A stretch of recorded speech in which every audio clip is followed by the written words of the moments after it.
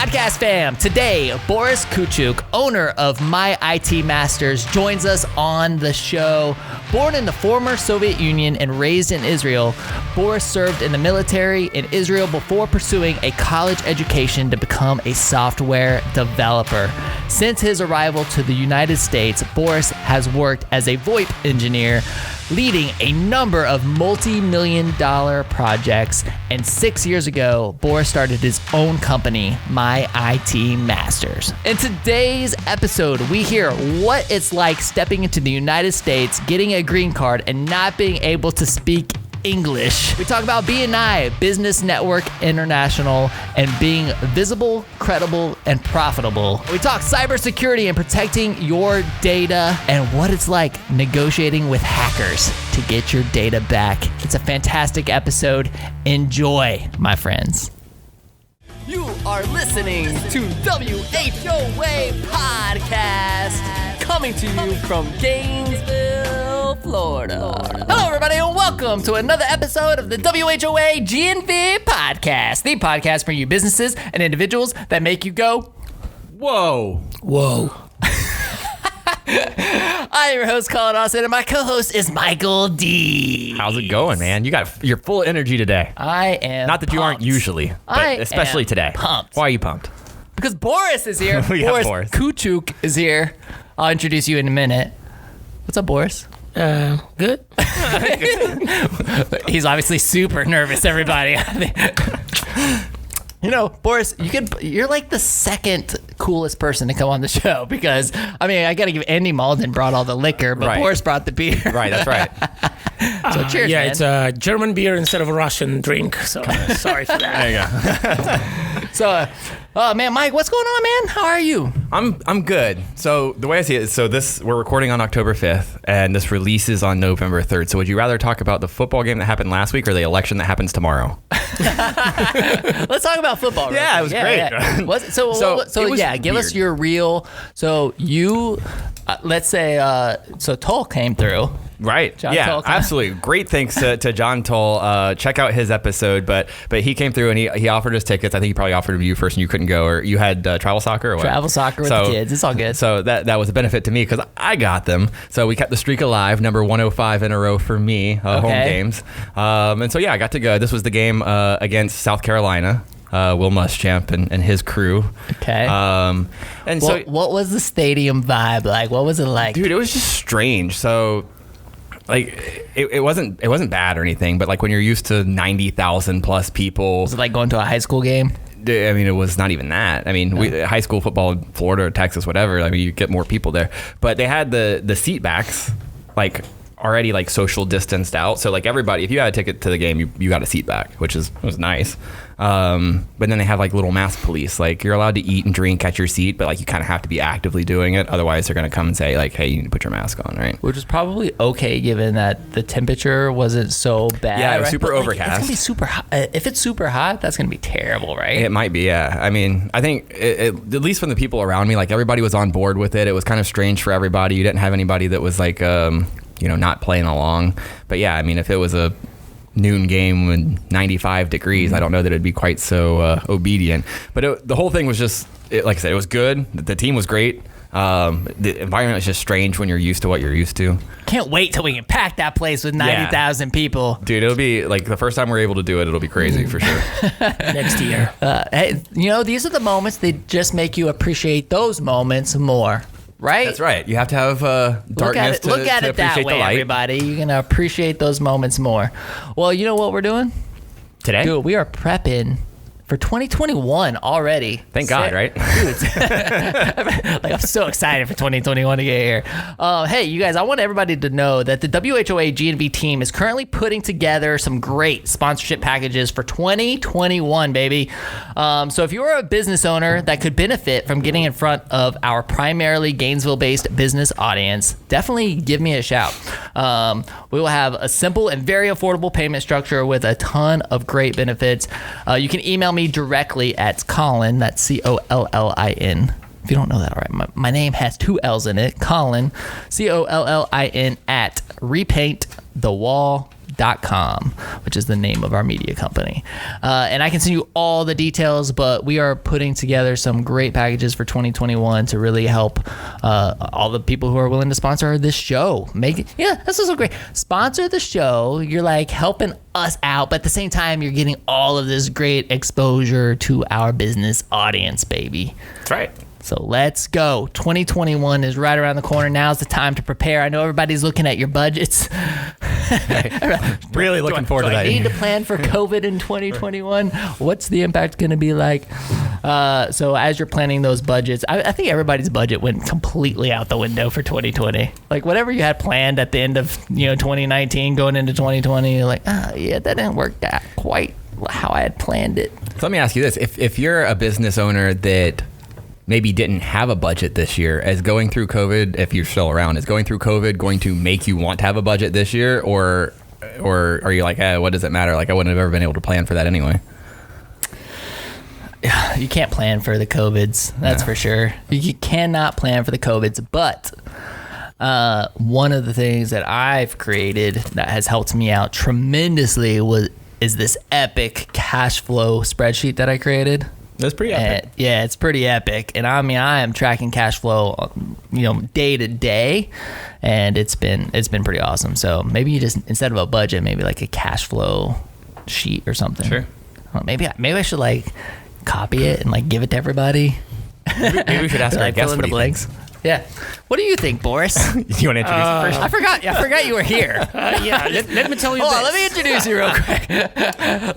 We'll get into it. Let me introduce you guys. Today on the show, we have Boris Kuchuk of myitmasters, an IT support firm offering a full range of tech solutions to meet all of your small to mid-sized business and or residential needs. They help you get more from your computer technology. Who doesn't need that? Everybody needs more from their computer technology, am I right? Yeah. Consider your toilet can be a Bluetooth today. So yeah. Why don't we have that? What's up, man? How are you? I'm living my dream, my American dream, especially these days. What do you think? Do you think everybody needs what kind of spreadsheets are you using these days? You got a cash flow spreadsheet, or you got a budget? Did you budget for 2020? I did in 2019. And then you stopped in February? And then I said, okay, we need to review it again. Right.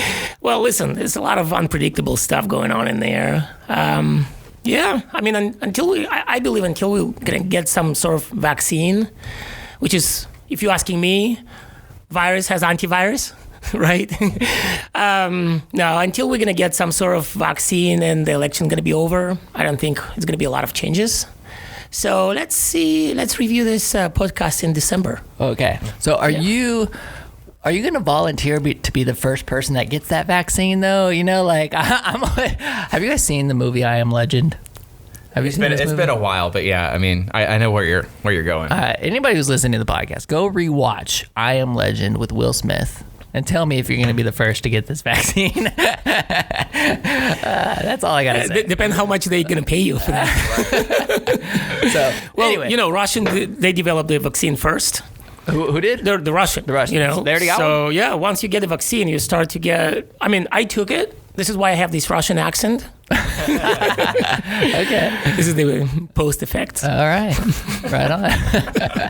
This is going to be a fun episode. I can tell already. I used to be fluent in English, but no.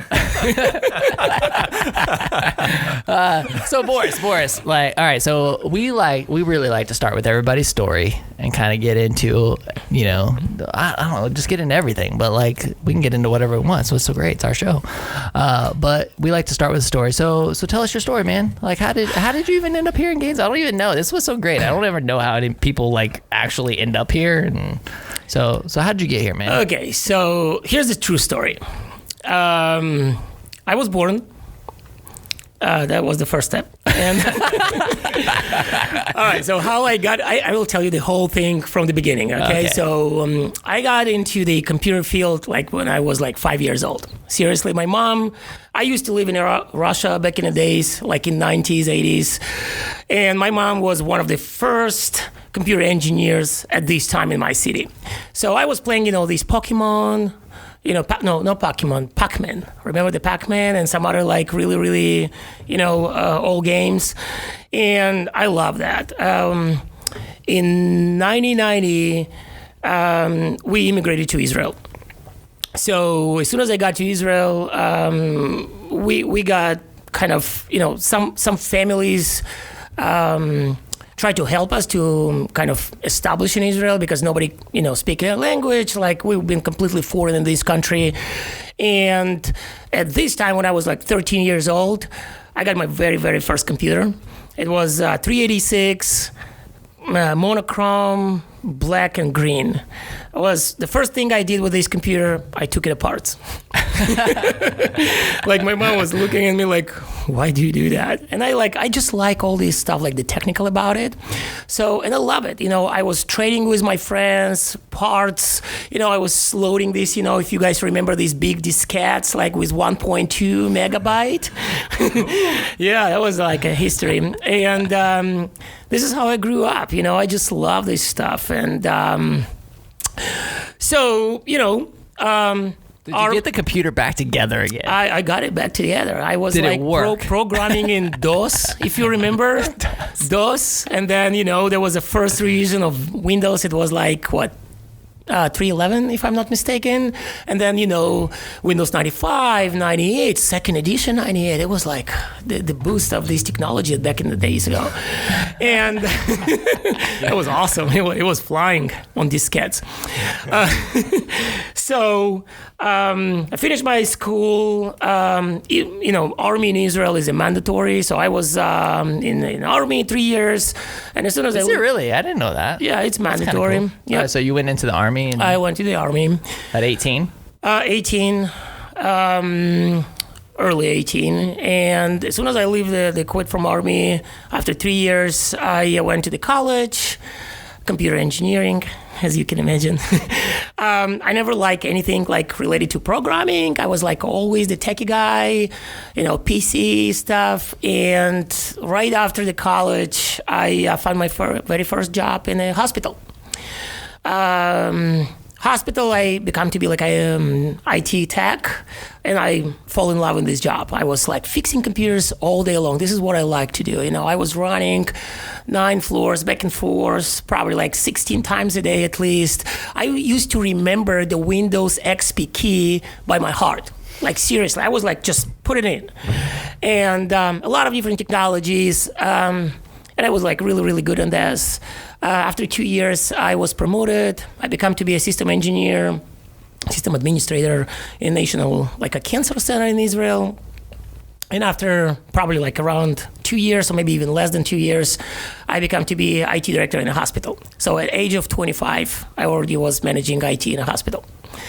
So very, very intense job. This is, I think, where my most experience come from, because I was dealing like with thousands of endpoints, endless like network equipment, tons of servers, different applications. You know how hospitals, it's a lot. 7 years in a hospital, 24/7. Was sleeping with my pager for 7 years. A pager? What is a pager? Pager is the thing that make a really annoying noise at night. So like and you know what? Every night, you 1 miss that o'clock. pager, don't you? Yeah, every night, 1 o'clock, it was ringing. Boris, we need you. Something was not working right. So yeah, it was really intense job. 7 years. You were there for 7 years. 7 years. Okay. So Pager every night. Pager every night. 1 a.m. in the morning. Yep. Okay.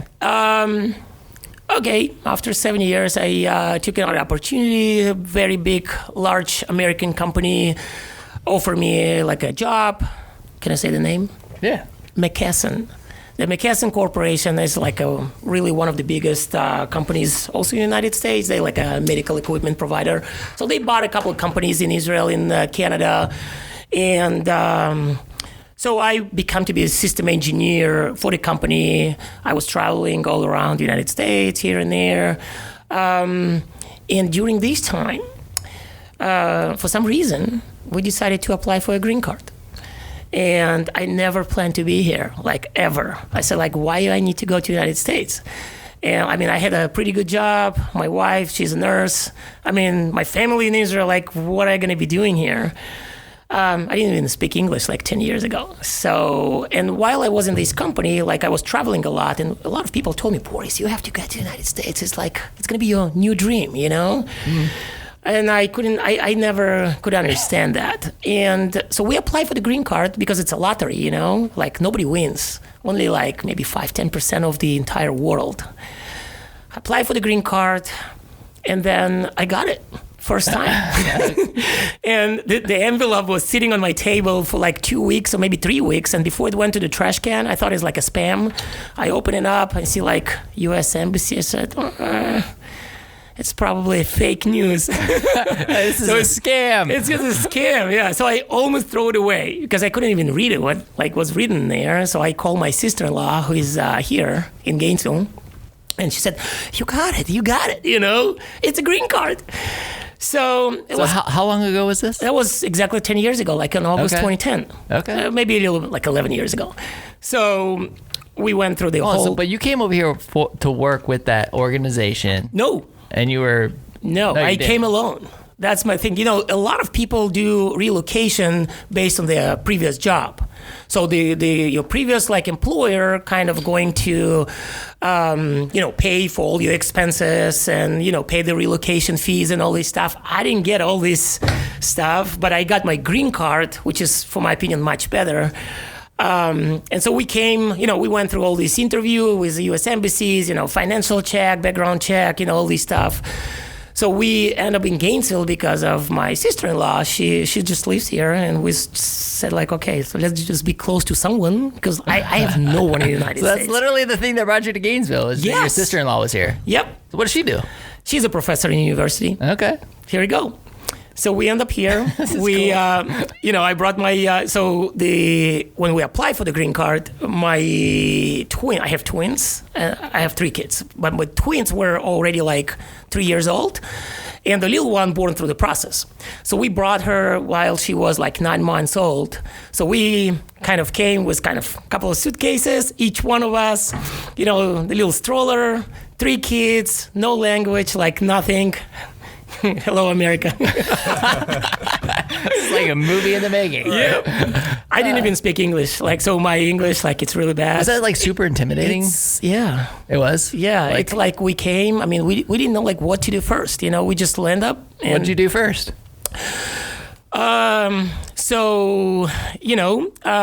We came to Gainesville, and the first thing I was trying to find a job. So because I was like really, really qualified for, and a lot of people told me, Boris, you're gonna find a job. Your profession is paid very well. They told me astronomical numbers. And when I tried to find a job, I realized really quick that I don't even speak language. Like how I can be a manager if I can't even express myself. So I was going to a library, like a public library, and I was sitting with volunteers and tried to pass an interview. Because I my first couple of interviews were written on a paper, and while I was doing interview over the phone, I was like literally reading it. Because I couldn't even say anything, So my English is really like 10 years old, a little bit over. This is why it's so bad, but I'm getting there. So this is how it all started. And I was looking for a job. I was going to UF, and I was fail interview once after another because every time I was applying for the management position, I was failed because, they told me you can really manage people with this level of English, and I couldn't. I believe them. And then I said, okay, I don't really care. I can do whatever. I can fix computers. I can do whatever. Just get me in there. And they said, no, you're overqualified to fix computers. You can't. So I was kind of in the middle all the time. I was really pissed because I knew a lot about all that, especially about, hospitals. I spent so much time, and I was doing a lot of stuff in Israel. In Israel, there's not too much budget hospitals have. So I was first level support, second level support, third level support, fourth level support. I was a system engineer. I was a project manager. I was IT director. I was doing everything, and I was managing my team and, thousands of endpoints. So I said, I know everything. Just let me work. I can do it. Nope. So, and believe it or not, I was 3 times in the interview at the UF, at Chance. No, and I failed 3 times. Because every time there were the same people interviewing me for a different position, and I told them everything about it. They said, it's either you not qualify or overqualified. So how I get into the middle? That was so frustrating. Couldn't fake it? Fake what? I couldn't express myself. What do I need to know to be right in the middle? And I'll just come in prepared for this interview. Listen, I was ready to go and sell pizza because I was desperate. You feel like you can do it, but nobody lets you do it. So it really was frustrating situation. So, what I ended up doing, I brought some skills from Israel. So I was also building a lot of websites. And at the beginning, I found some company that we did some partnership. I built 18 websites nationwide for them. So they were paying me really no money for this website. It was super, super cheap. It was probably covering my expenses for my gas monthly, maybe. And after that... This wasn't a local company? Yeah, well, not exactly. They were in Jacksonville. Okay. And it was some sort of locksmith company. Okay. And they went nationwide. And I was just building a lot of website, doing search engine optimization for them. Just remotely from your home, what? Yeah. Yeah. Okay. Yeah. This is fascinating. Right? Yeah, that was Very good. So later on, I found a local job here in Gainesville. I was working at a computer shop. Something that you were middle qualified for. Yeah. Okay. So I back to my roots again. Started to fix computers. It was a lot of fun, actually. Was it? Okay, so I'm already jumping ahead. So coming from Israel to here, what, from an income standpoint? Yeah. Was it better? Was it worse? Was it? Let me tell you a funny story. Yeah, please. I love funny stories. It was a really funny story. So I went to work for this computer shop. And I was advertising my services in the Google, pay-per-click, right? So I started to advertise IT services and stuff. And one day I got a phone call. And the company told me, hey, can you fix cameras and stuff? I said, sure. And I had no idea how to fix cameras. But, technology is technology. I probably can figure out. So I said, sure. So they gave me the address. And I went back home, wear a really, really nice, shirt, the tie, took my suitcase with all my stuff. And I started to drive to Micanopy. I came to Micanopy. I started to look for this business. I couldn't find anything. And then, I called them. They say, yeah, this is the building. This is it. And I'm looking into the building and I see Cafe Risque. And I didn't even know what it is, okay? So I oh, you sure? I said, yeah, sure, I'll just walk in. And I'm start to walk in. It's a risky internet cafe. For that. And I start to walk in. Cafe Risque. Huh? Yeah, that one. Okay. And so I start to see all these pictures at the front window. And I walk in and I see all this stuff going on. And I'm I am in the right place. And I think about it, shirt, tie, and all this briefcase. Yeah, and all this. They probably don't see many guys like you walking in there. So they said, yeah, that's the place. So they took me to the back office, and they said, what's wrong? There was a lot of private rooms. And they said, okay, we recently switched internet providers. And the owner at this time, I think he passed already, but anyway, at this time he had a mobile app. And he said, I can't really see what's going on in private rooms. Fix it. So I tried to figure out what's going on in my broken English and, In the private room? Yeah. There's cameras everywhere. The cameras in the private room. Yeah, Got it, okay. This makes a lot of sense so far. So the guy said, listen, he didn't tell me any details. And I'm trying to figure out what's wrong with that. And at some point I figure out there was something wrong with the external access to the internal building, right? So I figure out that We're still talking about camera equipment. Yeah, the camera equipment. So I said building. External and internal. All these terms are just being thrown around. I'm like, So I figure out that I don't really have access to the AT&T equipment. So I call AT&T. And the guy over the phone tell me, hey, we can't really help you, blah, blah, blah. There was supposed to be some port forwarding, blah, blah, blah. And I told him what to do. He said, oh, no, we cannot do that. We cannot connect to the customer sites because it's like, it's again the company policy, blah, blah, blah. I said, listen, man, you better do that. You're gonna like it. He said, like, no, we're not allowed to. So it was a long conversation back and forth.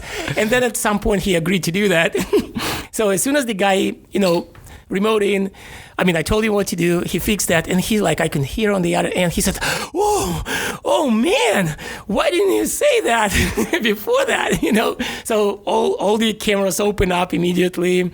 We could see like what's going on in all these private rooms. It was a lot of fun.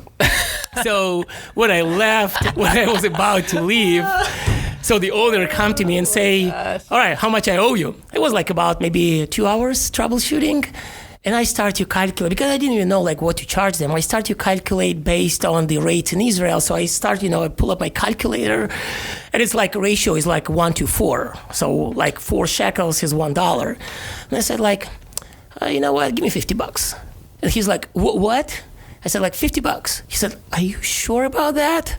2 hours troubleshooting? I said, yeah, why, it's too much? He said, no, just take it. No need to receive, like, just go. Because, I probably could charge him so you had easily no like idea. $200-$300 at least. Yeah. He said like, oh, that's awesome. We're going to use your services in the future. Can't wait. And guess what? Boris is like, guess what? Boris is like, I already got my bonus, but just by coming here, Everybody got excited. I came back to work. The guy tried to call me at least 3-4 times later on, but I couldn't make it. I was busy at my work, so I lost this account. You lost that account. Go figure. Be glad. Yeah. This is about money. Oh man. Yeah. That was fun story. That was your first time charging somebody is $50. Yep. You obviously undercharged them a lot, and but they were happy clients. Yep. We all got happy.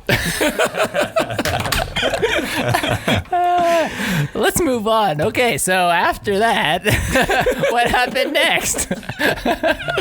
All right, so I spent another couple of years working at it's actually not a couple of years. After like a year or so, I found a real job with very, very, probably the biggest company in the world for voice over IP phone solutions. It was an Israeli company, but the professional services were here in the United States.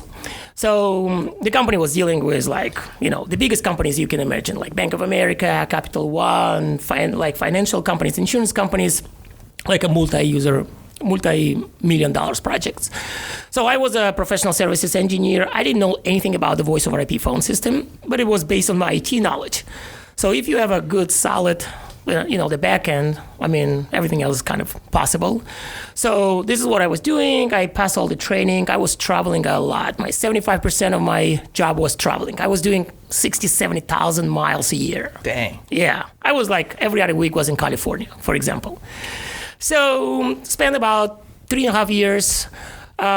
Just to give you overview a little bit, I did, Liberty Mutual, Farmers, Capital One, Bank of America, Zillow, Disney, all these kind of types of accounts. I was working at the major account team.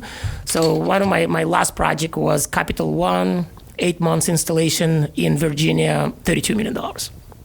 These type of projects. Oh, this is with the company you were working with? Not mine, but the voice over IP voice company. Okay. Sorry. Very big one. And then they decided to switch all the professional services to a different country, and they laid off 150 people. Dude, what the? Yep. All right. So found myself at home again. And what year was this? That was in 2013, 14. Okay, so this is so you're talking 3 to 4 years after you got here. Yep. All right. Worked about 3.5 years for them.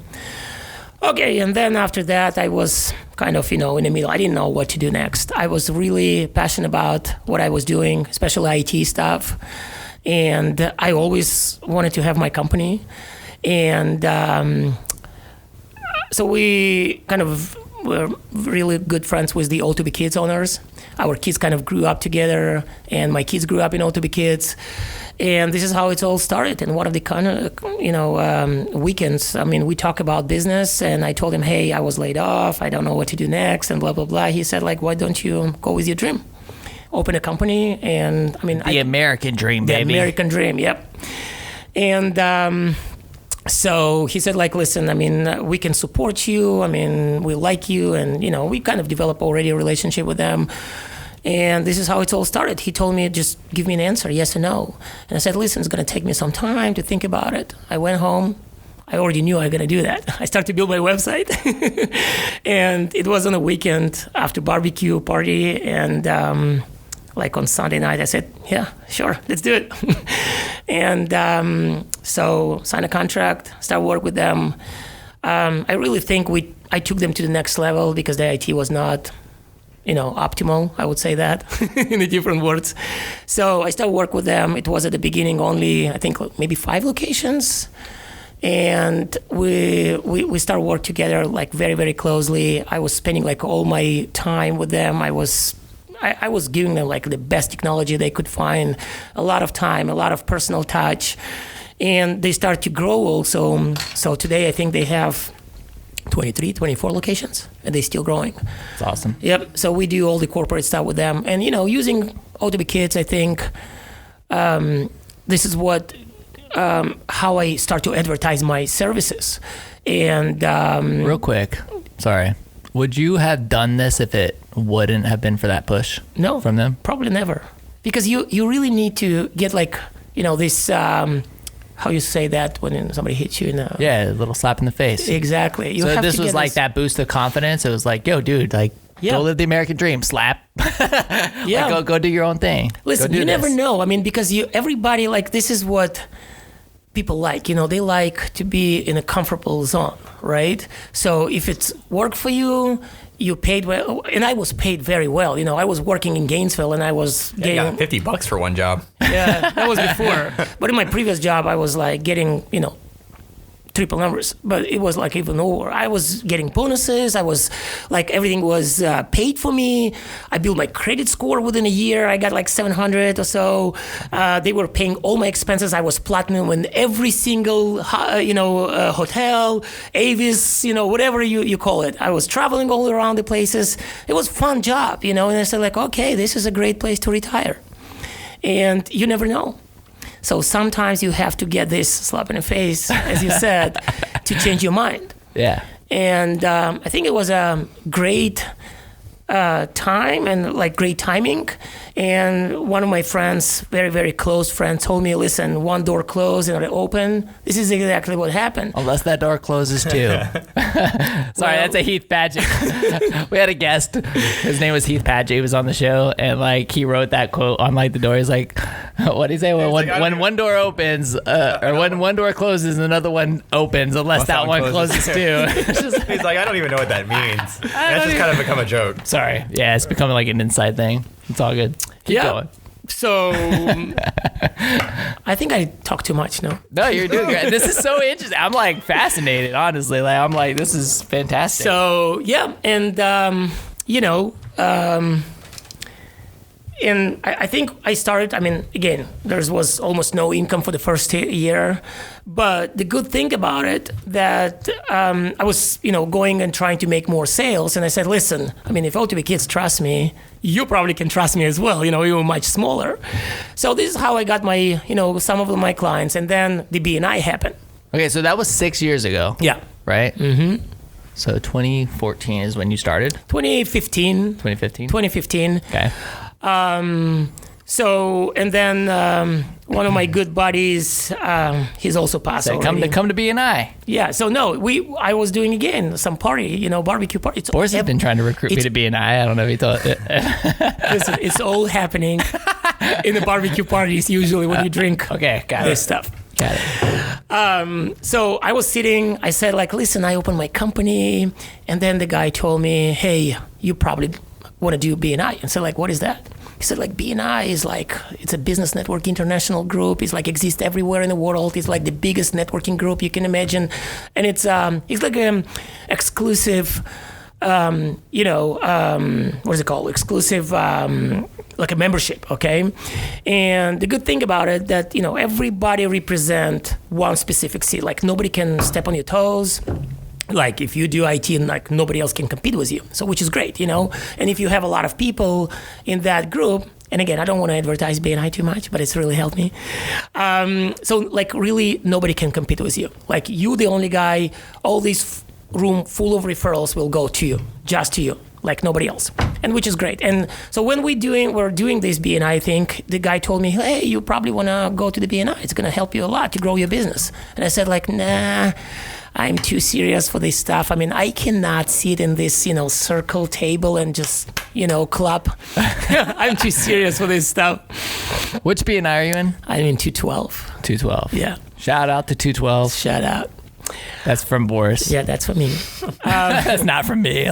So can I be real with you? Sure, yeah, go ahead. I'm not here to, I'm not going to dog BNI or anything. So we were in a BNI group. I don't even remember which one. Do you know? I don't even remember. But we had a marketing person in there for New Scooters for Less. Mm-hmm. And I think where I struggle, I think where I struggle personally. I had somebody else going because I'm like, dude, I'm not going to go. So I had a marketing manager going at that time. And I think where I struggle with it is I just don't like people telling me what to do. And so I didn't like the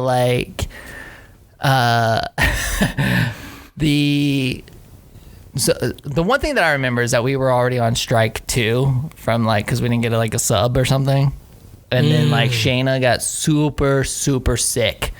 She was legit sick at 3 o'clock in the morning. She's texting me at 3 o'clock in the morning saying, hey, can you go to BNI? Because if we don't, we're going to get kicked out. Mm-hmm. This was Wednesday mornings at what time? It's super early. Yeah, right? Yeah, it was super early. And you guys probably been in Results on Fire? I don't remember. But I'll tell you this. We got kicked out because I couldn't go that morning and she was super sick. And I'm like, you know what? I don't like people telling me what to do. But now, now you're trying to recruit me for the, for this stuff. Let me tell how it works. And I think the reason why BNI is so successful because it's very restricted. Okay. Was a tons of different chapters in Gainesville, for different, do you know how many chapters there are? In Gainesville, it's only 4, okay. But there's also competitive chapters that not BNI. They try to do exactly the same thing with less restrictions, and they all fall apart. Okay, real quick, because there's going to be a small segment of our audience that doesn't know what BNI is. Give the 30-second pitch as to what BNI is. So BNI is a business network international group. BNI is all about referrals. It's all word to mouth. Okay, when you come to BNI, you only represent your seat. You're not allowed to talk about anything else. Okay, because you're going to be stepping on other toes of other people, and it's not allowed. If you do that, they're going to kick you out. But you have a full time to represent your specific seat and nobody else can compete with you. And then if you have a room full of referrals, which is one of the advanced training, how to utilize all that, all these 40, 50, or in some chapters, there's also 80 people, they all gonna work for you, just for you. This is the beauty about BNI. So why BNI is so successful? As I said, it's because of it's very restricted, okay? You have to be there to win, okay? You have to be there to get a business. And at the very, very first training, they're teaching you about the VCP. VCP means visibility, C stands for credibility, and P stands for profitability. So you have to be visible in order to get credibility, and you get credibility. Once you get the credibility, you'll get the profit. This is very smart stuff, and I think it works 100%. I mean, we see a lot of people who kind of miss a lot, and I understand where it's come from. Because if you're not there, nobody will be able to kind of trust you and give you this, business. People want to see your face. This is all about. Yeah, I mean, to be fair, this was years ago, years ago, and maybe 2013. Yeah, and I'm super rebellious by nature. So following rules is just like one of these things where I'm like, what rules? Yeah. No, you don't understand. Like I became I make the rules. I make the rules. I became a business owner, so I can do what I want when I want. So I think that's where a lot of it stemmed from. But no, I think I've heard, especially, I will say this: I've heard people swear by it, especially on a business to business standpoint. That was the other thing too, is that I didn't really see a lot of benefit for new scooters for less, right? Because we were very B2C and our customers were very, they were all students. Yep. And so but from a B2B standpoint, like I've had people be like, oh my gosh, this is the greatest thing that I've ever done for my business, Think about this way. Okay, so you have, for example, let's say you want to advertise your scooters. So, right, you go to the customer. But from the other side, you have 50 people, for example, in our chapter, they're going to be working for you. These 50 people know another 50 people at least. At least. And then another 50 people know another 50 people. So this is how you build your network. And somebody will need a scooter. Like people have students, like my kids going to college pretty soon, We know where they're buying a scooter from. Yeah. Yes. We will get there at some point. But that's what I'm saying. You have a lot of people who definitely know someone who needs something from you. Okay, you just have to sell it properly. You see, and I think, and the good thing about a BNI is the same exact rules all around the world. It exists everywhere, every city, any country in the world. Definitely makes sense. And they generate just in the United States billions of dollars. So when did you join BNI?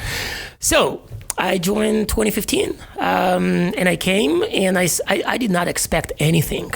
So I came to the chapter, and I saw exactly, this, people sitting around the table and clapping. But it's a very organized meeting. It's always the same concept. You have, the vice president, show you like what exactly your numbers are. And then everybody has an opportunity to stand up and do the 30 seconds, commercial, and then you have full 30 seconds to advertise yourself, and then we track your numbers. So if you do business with me and I sell you something, whatever, I just say thank you for close business. And another thing, you have an option to get a great testimonial.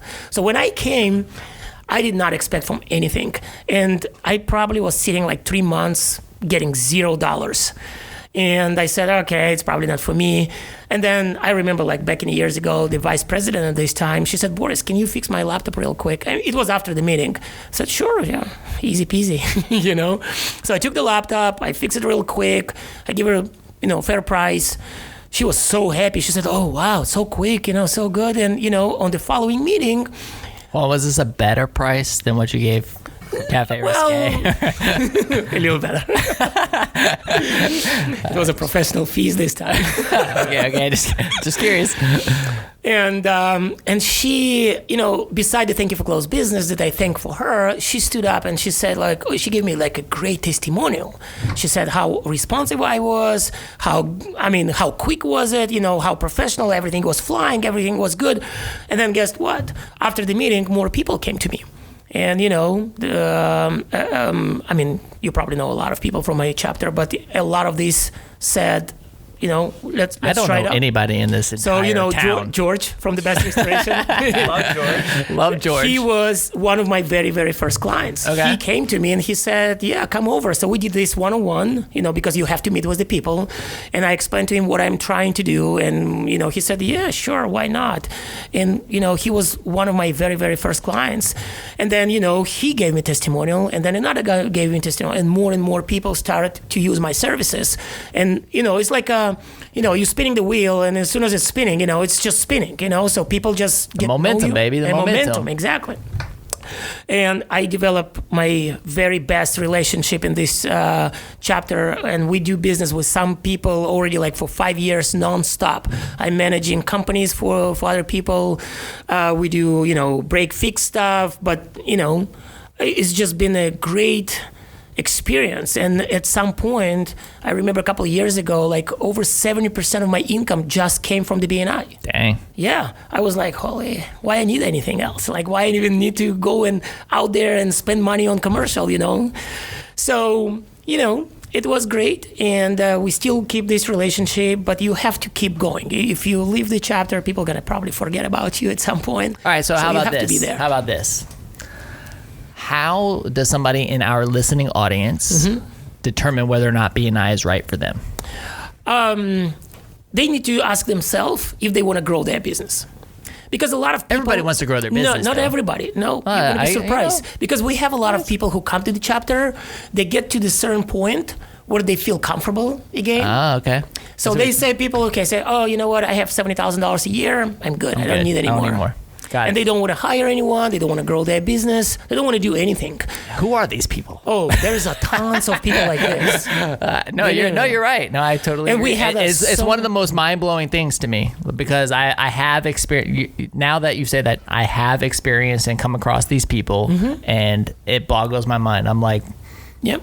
But it's, that's why everybody has to define what success looks like for them. Yep. Right? Because like me, I'm always like grow. Like, what can we do? Like, how can we make it more profitable? How can we get more business? But we also know that growth isn't always profitability. No, like, of course. Obviously, no, we've talked about that multiple times, right? That's definitely been a thing. That might be somebody here. that's happy to make 70,000 because they've grown and scaled back down to a point that makes them comfortable. You know? No, it's definitely, and it's cool. Honestly, it's as I get older, I think I start to realize like, oh, this makes more sense, because you don't value growth or profitability as much as you do your time with your family or doing, whatever. So the idea of a sweet spot, like exactly, sweet spot. The problem with that I see, that if you get into this comfortable zone, which is, this is what it is, okay? It's a comfort zone. COVID will slap you in the face. Exactly, and this is exactly what could happen, because, you build your business, you focus on one thing, and you got enough clients to feel, and live comfortable, right? And like situation like this can take a lot of clients from you. What going to happen next? To rebuild your business is going to take a lot more effort and money. So I think if you're going to stop push forward, you're just going to stay behind, because this comfort zone can end like exactly what happened this year. Like COVID took a lot of businesses, and the good thing that what we did like several years ago, I added more and more business structure into my business. I was only focusing on IT back in the years ago. Like, this is my main thing. This is what I do over 20 years. And I said, okay, why not to focus on the phones? I do have experience with the phones. Like, why not? And I added the phones about 3.5 years ago, because I know voice over IP. And you know what? Today, the phones is booming. I mean, everybody, like, because of the phone system is so advanced, people can work from home. With other competitors, not everybody can do that, right? They can, if you're stuck with the analog system, you can't really take the phone back home. With the new technology, just unplug the phone, go home, plug it into your router, and it's gonna work. Or use like a mobile app or web browser, and you get like tons of different features, all this stuff. And you know what? We built this business over the couple of last years, and it's really exciting, and we're growing significantly, because like now the voice over IP represent almost the same portion as IT back in years ago. So even that couple of, a lot of companies, because of the COVID, they kind of downsize, especially, companies that were related to like students, I don't know, college, whatever. And this thing can target different audience, right? So why not? Why not target our audience? It's still income, right? And it's still technology. So for my opinion, we just did the right thing several years ago. I also added the cybersecurity side, which is like really, really hot these days. Like every, 20 seconds, somebody hacked in the world. So it's very hard to kind of create an awareness, because a lot of people kind of don't want to think about it. And actually a lot of people get hacked, and they don't want to admit that. And if you're not prepared ahead of time, like, you can be next one. And, to get out of this, security incidents is going to be super, super expensive, especially if your data, got encrypted. I mean, if you didn't have a good backup or good system in place who could prevent this stuff, you're going to be paying like hundreds of thousands of dollars if you really want your data back. Some people just start from scratch. That's crazy. I mean, we've heard John Dye talk about that too. Talking about like insurance for that. Right, exactly. It's crazy that we're getting into that yeah, so frame, when I do a lot of time with my clients, with existing clients, we kind of we review everything we do for them, because a lot of our services as a managed IT services, we integrate the cybersecurity in there. We kind of keep on a really, really good level of security anyway, but there's always additional tools that you can utilize to kind of, prevent the ransom attack. For example, we have artificial intelligence tools that can recognize the threat based on behavior and not based on patches. For example, antivirus means the viruses already exist. The antivirus company comes and create a patch for existing virus, right? Disease, vaccine. It's like a vaccine. Exactly. So the artificial intelligence tools, they can actually recognize the threat based on behavior of the threat. So it's looking like what this virus does in a backend. It's like immune system, okay? Mm-hmm. So it's looking for the modifications in your DNA. So same thing on the computers. It's just looking what is trying to open in the back door of your computer or on your server. And if you're looking for that something specific, suspicious happen, it's just block the door, it's block the access. Plus, these artificial intelligence tools, they also come with cybersecurity insurance, which is kind of give you a lot of confidence. And then, even if your computer will get hacked or even ransom, whatever, first of all, these, the tools that we have, they also can roll back, and you're basically not going to be paying anything. We can just roll back your data. But it also comes with the cybersecurity insurance that if, let's say, for example, we're not going to be able to recover your data, they're going to be paying thousands of dollars per each computer to recover it, and they're going to be paying up to millions of dollars in a company data recovery. So it all comes with monthly little fee, but you can sleep really well at night. So my world is really exciting, especially when I read news. Oh, it sounds like it. I'm thrilled hearing you talk about all this stuff. Yeah, listen, the biggest challenge is people don't want to think about it, okay? This is what, and by the way, we offer free. That's because nobody gets in business to worry about that kind of crap. Am I right? This is one of the things. This is exactly one of the things that I talk about. I didn't get in business to worry about cybersecurity, tax, and crap. I got into business because I wanted to build a company that was going to change the world. This is why you need to outsource this stuff, because other people need to think for you, Right. How many times do you roll your eyes every time Mike and I call? You guys it's really just when we don't answer his calls, I think. I said it's really just when we don't answer his calls, I think. I like techie people. Yeah. They help me a lot. What do you got, Mike?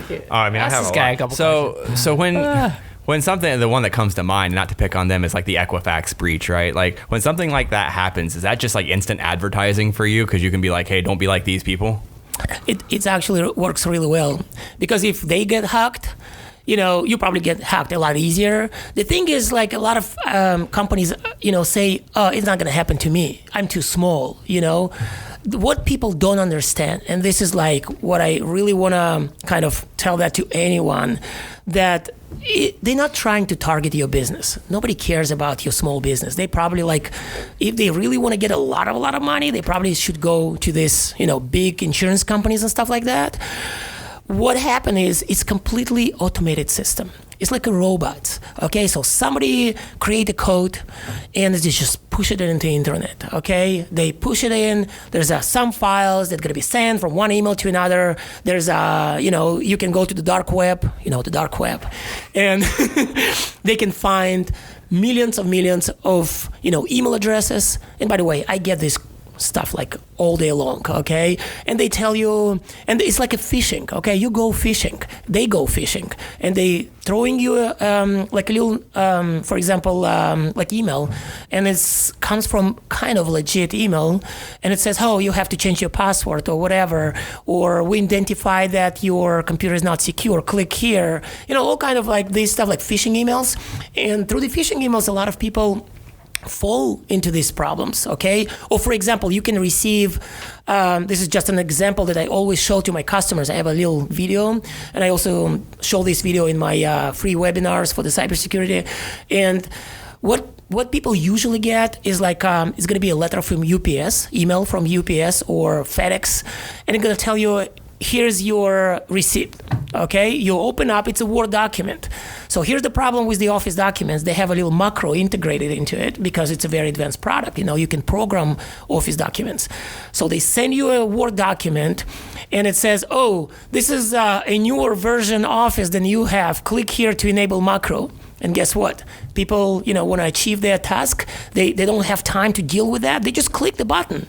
Especially, people who don't really dive into it. So they just click the button. In most of the cases, you're not going to see anything, or maybe you can receive like a little error, but the problem already there. They open the back door, and if a lot of viruses, they're not going to encrypt your computer right away. They're smart. So they're going to start, they get access to your system. They see what it's all about. Can they get more money or less money from you? They can see how much your data costs. And then, one day you come work, and it's like this big screen says, oh, you got unlucky. Your system got encrypted. Here's the Bitcoin, send $100,000. We're going to get your data back. So this is what usually happens, and it happens a lot. I mean, these cybersecurity attacks happen based on today's statistics, between 20 to 30 seconds. Do you know anybody who's ever paid one of those amounts and actually got their data back? Yeah, I cannot mention names. Yeah, what's their name? But Just kidding. we had a couple they've literally paid the $100,000 of Bitcoin and got their information back. So you always want to avoid to do that. Otherwise, you're really stuck, okay? So we had some clients who never had managed IT services, and, somebody set it up like their backup years ago, but nobody checked that. They set it up and they forgot, right? So in IT world, it doesn't work like this. You can't set up and forget. I mean, it always breaks at some point. So these guys have multiple locations, and they got encrypted. So they call us after the fact. We never worked together. And we tried to check it out, what's going on. And we found that the backup never worked. And it was broken. One of the backup devices was not even on. The second one was broken. So the data was never backed up. So they got lucky, because we work with another third-party company who was able to recover all this. But listen, it's not just about the recovery fee, which is tens of thousands of dollars. Think about a company who has 20 employees sitting and doing nothing. You have to pay them salary, right? So the whole process costs over $50,000. Plus, in addition to that, you have to reinstall everything. You have to, bring everything back together. Connect all the databases. This is tons of work. Okay, and if you not take this precaution ahead of time, you screw it. Yeah, literally like this. Yep. And we had another company who also got encrypted, didn't want to pay ransom, and there was no way to recover that. They just started from scratch. Damn. And it's happening more and more. Yeah, they said we have enough stuff. We're just gonna sit down and put the data for the past 10 years manually. They did that. Dang. To save money. So a lot of time you can negotiate with the hackers, but it's not going to be like a lot. You want 100,000 Bitcoin, but how about 50,000 Bitcoin? there was a one case that they knew it's not a whole lot, so they wanted $10,000, and we negotiated with them for $1,000. They said okay, I'll just pay whatever. You do the negotiation. Yeah, I You did it? Yeah, because the problem This is fascinating. Yeah, and then you negotiate. The problem is that you don't even know what's gonna happen. So let's say you agree for $1,000, right? How do you know if they're gonna send you the decryption key or not? You don't know that. These people. Right. Why can't they just keep your $1,000 and just be like, all right, thanks? Well, so here's the pros and cons you have to consider. Okay, so we're gonna rather pay this ransom and save money later on and get the decryption key and save the data, or you can pay this $1,000 and the hackers can disappear because there's no loyalty there. You know that, right? Yeah. So you need to get ready ahead of time and get cybersecurity insurance always. This is crazy stuff. I'm just imagining doing this podcast on a Zoom room or something where I can see everyone's faces when he says things like let me tell you another quick story. Don't click the macro, or because everyone's just oh fuck, done, excuse me, but or here's the Halloween story. You can't set and forget your backups, and be I'm just imagining everybody listening to this. Yeah. Here's everybody's cringing. One last story for the Halloween. Okay. How long We got to is wrap it up coming in a minute. So Yeah. It's been the So- fastest hour, I think. Yeah, Oh, it's been an hour? I love it. Yeah, dude, it's been an hour. Oh, It's great. all right, real quick. So there was a company in New York, and it's a attorney company, very, very large one. They have in staff 3 IT people or 4 IT people, the whole IT staff. So the IT people were doing backups, blah, blah, blah. So at some point they got encrypted. They said, oh, we're not going to pay any ransom. We have backups, right? We can revert. So they start to try to revert the data, and they failed. So apparently what happened under investigation, they got hacked like 4 months prior to that. No. And the hackers get into their servers, they modify the backup, they uncheck the data drive. And so the IT department was continuing to get these emails like it was successful, but the backup was never done. And they end up paying hundreds of thousands of dollars. No. Damn. And they had no idea. No idea. No. This is crazy. Crazy stuff. That is that's insane, dude. All right, so what do we do? Call you? Get cybersecurity insurance. Yeah, okay, so do you have to have some sort of insurance? Like what if, we get some sort of super hack or something and like, whoa, Boris, I pay you to take care of this crap, man. Like, what's up? Like, This is what we do you do. have to insure yourself in case your clients get hammered? No, I got my cybersecurity insurance, and all my insurances, if I screw your data, for example, so they're going to pay on my mistakes. But if it's your data and you got hacked, you're going to have to claim your insurance. I mean, we're still going to work for you and fix it, but somebody need to pay for it. Because this is like nobody's responsibility, right? This is why you need the insurance. So every business who deal with the data need to have a cybersecurity insurance. You want another beer? Did we drink So the entire when you're 6-pack? making that 2021 budget, make sure you add that in there. Listen, it's not that expensive as you think. What, the insurance or the? Cybersecurity insurance. It's based on just go to your insurance agent and quote it. It's not that much as you think. Dude, this has been awesome, man. This has been super interesting. I've really, really enjoyed it. So, I mean, are you living the American dream? I mean, you're 6 years in. Now you speak English. I mean, you came here 10 years ago. What does the future look like for you when you're looking at 2021 and beyond? Like, are you just amped? Like, what's going through your mind right now? Listen, this is it. I mean, this is the American dream. I don't know if I can say this is my success story. I think I started from nothing. I got into the place where I am right now. I'm super happy. We always growing, and I love it. I love it. We have an awesome, Google reviews and everything, and this is what driving me actually every day. I see people happy. I mean, they get what they need. I can bring them, the great technology. I can see that they're going to be in a better place, from the IT standpoint.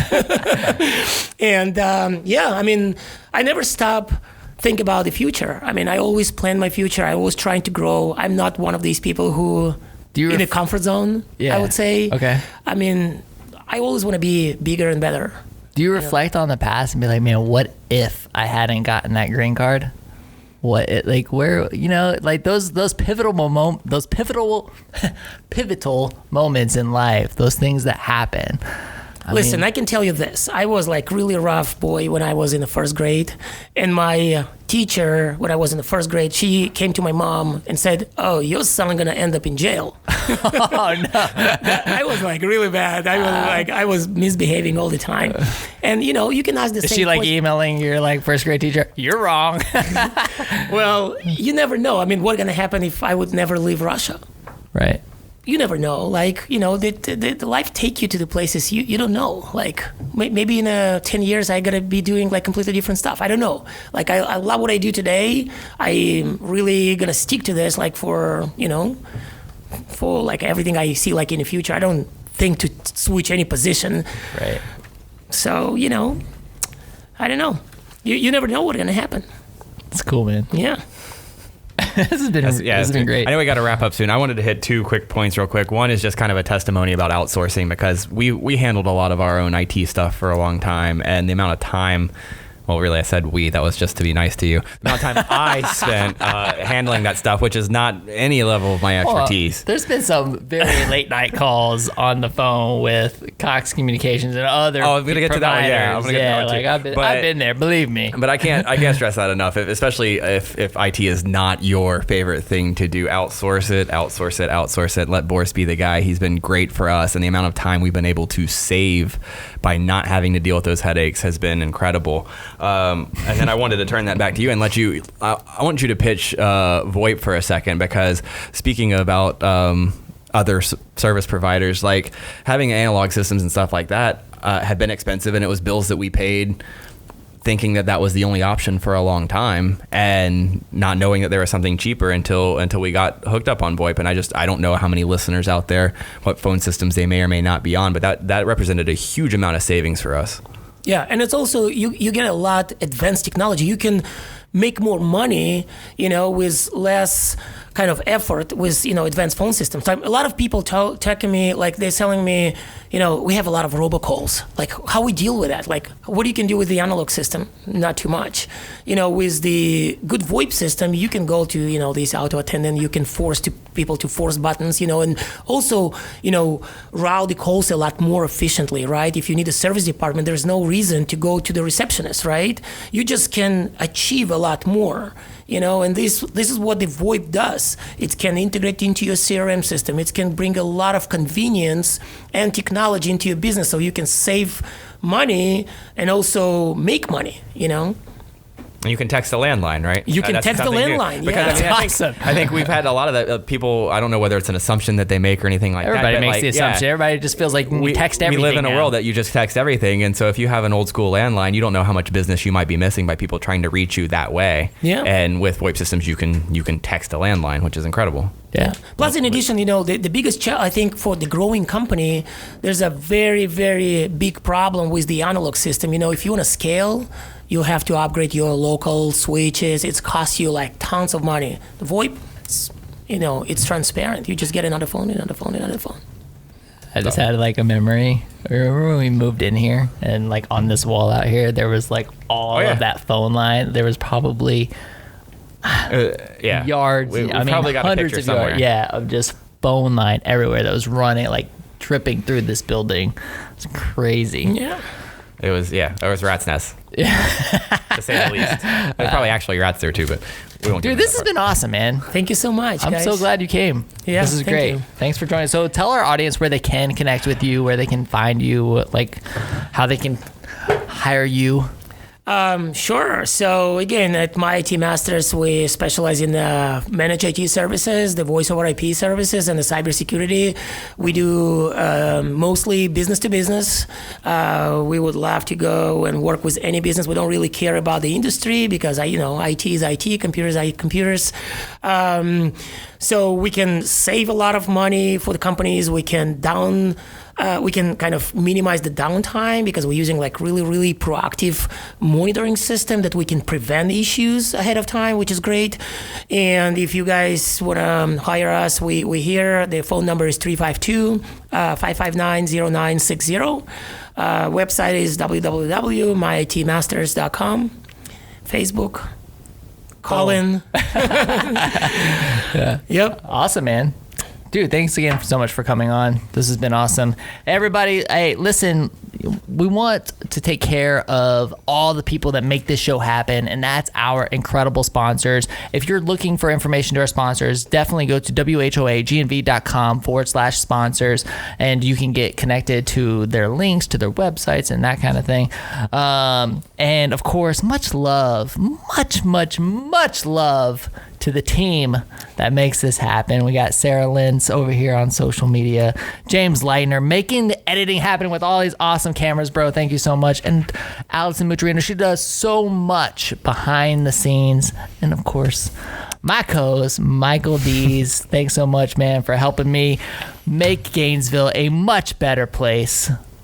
So much fun, isn't it? It's a blast. It's stories like these that just like really make it all worth it. So I'm super excited to see where things go from here, man. So thank you so much, Boris. Thank you so much, guys. This is the WHOA GNV podcast, the podcast bringing you businesses and individuals that make you go, Whoa. Whoa.